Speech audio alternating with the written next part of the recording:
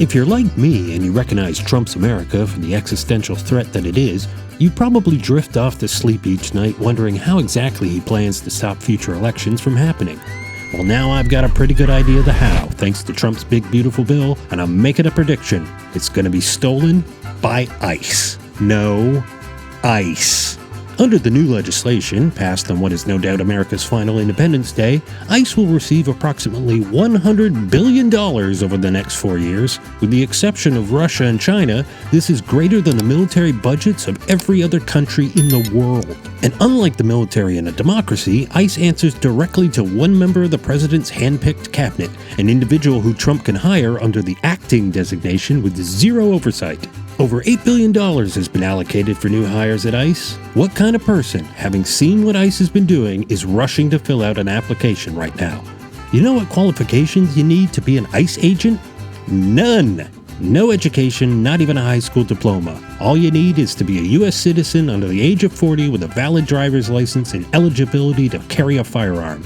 Same requirements as a delivery boy at a pizzeria. Order the double cheese and sausage. ICE takes care of the training, a whopping 5-week Spanish language program, and a 16-week basic immigration law enforcement program. Then you're ready to protect the country from brown people. $45 billion has been allocated for internment camps alone, built with the same high standards as Alligator Alcatraz, which flooded on its first day. $45 billion buys a hell of a lot of tarps and chicken wire. Remember, with ICE's previous budget of around $10 billion, they were unable to find enough illegal immigrants to meet Trump's deportation targets that they started disappearing legal migrants on their way to get a green card. What on God's green earth could a tenfold budget increase larger than 99% of the world's militaries be for, except to build a private army for the King of the United States? So now imagine this scenario. It's the fall of next year. The midterm elections are about to start, and Trump is talking about the threat of millions of illegal immigrants voting. We believe that only American citizens should vote in American elections.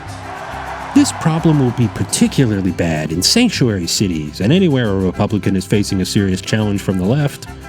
ICE agents are deployed to protect the ballot, backed up by the National Guard. Anyone deemed suspicious is grabbed by ICE, detained without charge or even official acknowledgement, held at one of their many new alligator black sites, only to be released later after the election is over. All while centrist Democrats watch the polls, fretting about whether it's good politics to speak out. You don't need to disappear that many people to sow fear and suppress the vote.